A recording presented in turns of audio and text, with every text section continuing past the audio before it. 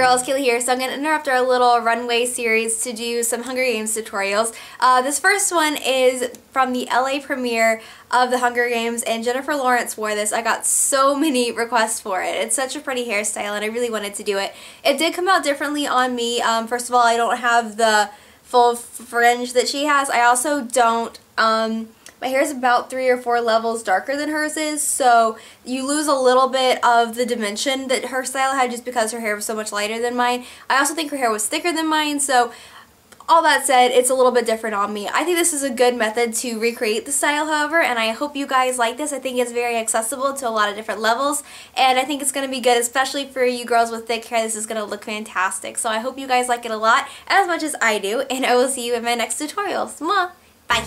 Now you want some natural looking lift for this style. If your hair tends to be a little bit limp, you can go ahead and try putting some dry shampoo. I'm using this one by Big Sexy Hair, and just sectioning off the top of my hair and spraying it into there, and then once it's dried I'm just brushing it through. I really like this particular dry shampoo because it gives a lot of grip to the hair.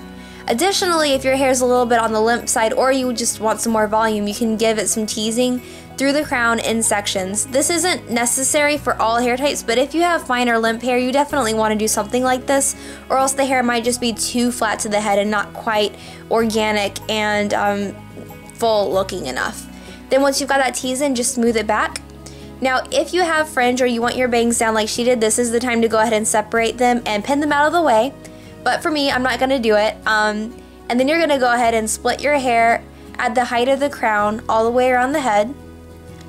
And go ahead and move that hair out of the way because we want to go ahead and work with the bottom hair really quickly.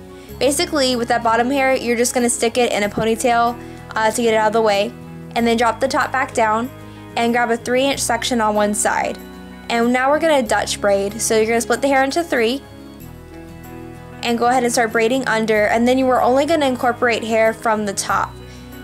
And you want to still do this around crown height. You want this to be nice and high on the head. It's going to be easy to let this fall because your arms are going to want to be tired and kind of droop a little bit. Make sure you keep it nice and high.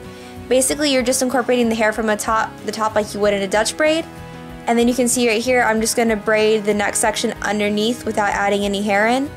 Then I'm going to take the next section and add hair in, and then skip with the next section until all of the hair from that side or from the top section that we sectioned out is included into the braid.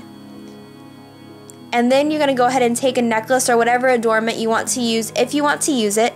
What I did was I folded it in half, put the middle right behind the braid, and put one end with one strand and one end with the other, so 2 pieces of the braid had the necklace in it.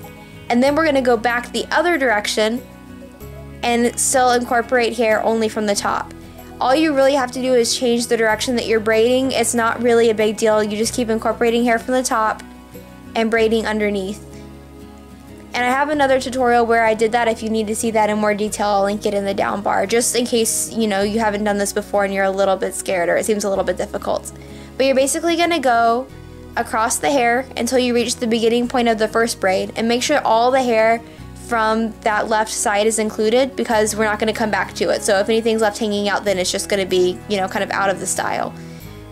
Once you've got that all incorporated, you're going to go back the same direction that you did before and just incorporate hair from the top again until you've incorporated all of the hair and is all into that nice Dutch braid. Then all you're going to do is just to braid normally down the rest of the hair. And once you get to the end, you're going to go ahead and secure it with a band.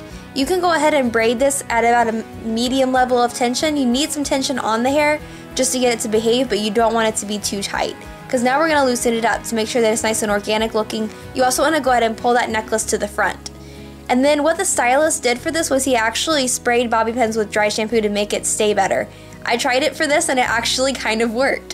What you're going to do is go ahead and push up those first 2 braids that we did and pin them into place. That's going to add some lift to that style. You can see the volume that gave me immediately. And then you're going to loop the end of that braid around in like a little donut shape. Make sure that you tuck the tail of it in and just pin it in place there. And that is literally all you have to do for that little bun. It's so easy because we did that zigzag work. It gives so much dimension and so much body. Then take whatever you're going to use for the top. I'm using a necklace again. Hold it in the middle and place that middle right over the top of the bun. and then you go ahead and pin it into place there and pin the sides to get them exactly where you want them as well. Now the stylist actually used a headband for this. I didn't have anything like that, so I used a necklace because that's what I had. Then go ahead and take the ends of that necklace and tuck it underneath the braid so you can't see it anymore, and pin that into place. And once you've got all those pins set, you are done and you've got your Hunger Games inspired braid. I absolutely love this. I love how organic it looks and how really in the long run easy it is in the world of updos. I hope you guys like this. I'll see you in my next video. Bye!